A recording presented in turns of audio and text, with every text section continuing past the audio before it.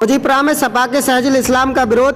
बरेली उत्तर प्रदेश में 2022 के चुनाव की सरगर्मियां तेज हो चली हैं। जगह जगह चुनाव की चर्चाएं, चुनावी जनसभाएं और नेताओं के वादे और दावे देखने को मिल रहे हैं। वहीं 120 विधानसभा भोजीपुरा में लोगों का पूर्व मंत्री और 2022 के 120 विधानसभा से सपा संभावित प्रत्याशी सहजुल इस्लाम को लेकर कई गाँव में मुस्लिम मतदाता लामबंद हुए हैं और नुक्कड़ जनसभाएं करके यह संदेश दे रहे हैं कि यदि सहजुल इस्लाम को समाजवादी पार्टी ने प्रत्याशी चुना तो वह वोट नहीं देंगे।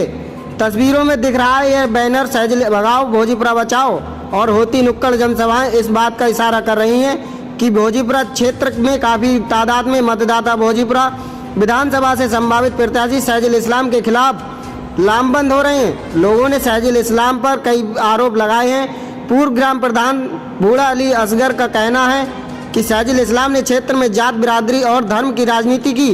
उनका कहना है कि 2012 में सहजुल इस्लाम को इसलिए बसपा ने टिकट नहीं दिया कि इनके ऊपर वक्फ की ज़मीन को लेकर भ्रष्टाचार के इल्जामात थे, जिसके चलते सहजुल इस्लाम ने इत्तेहाद-ए-मिल्लत काउंसिल से विधानसभा चुनाव लड़ा। अली असगर का कहना है कि 2017 में जात बिरादरी और धर्म की राजनीति करने का जनता ने जवाब देते हुए सहजुल इस्लाम को वोट नहीं दिया और सहजुल इस्लाम को हार का सामना करना पड़ा।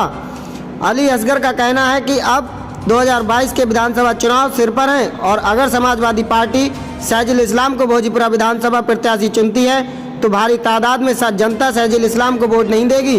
जो 2017 में दोहराया गया था ऐसा ही 2022 में होगा। अली असगर ने दावा किया कि भोजीपुरा विधानसभा के 90,000 मुस्लिम वोटरों ने मन बना लिया है कि सहजुल इस्लाम मुक्त भोजीपुरा करना है। इसी को लेकर आज आसपुर, गौटिया, पिपलिया, रामदयाल, भीकमपुर माफी, अलीनगर, तुलसीपुर, भोजीपुरा, रामपुरा माफी, मोलागढ़, बैकुंठपुर, अभयपुर गांव में नुक्कड़ सभा करके सहजुल इस्लाम के खिलाफ मुस्लिम मतदाताओं से वोट न देने की अपील की।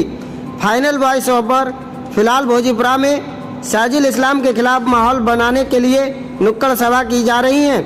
अब देखना यह होगा कि सपा सहजुल इस्लाम को भोजीपुरा का प्रत्याशी बनती है या नहीं, और यदि प्रत्याशी चुना जाता है तो आगे परिणाम क्या होंगे।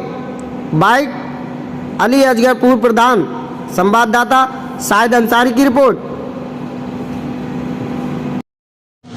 और इन्होंने लोगों के साथ जात बिरादरी, धर्म की राजनीति को इन्होंने यहाँ बढ़ावा देने का काम किया और इनका सही रूप उस समय आया निकल के कि जब ये 2012 में IMC इत्तेहाद-ए-मिल्लत काउंसिल से यहाँ चुनाव में मैदान में भोजीपुरा में आए। बसपा ने इनका टिकट काट दिया क्योंकि इन पे भ्रष्टाचार के इल्जामात थे।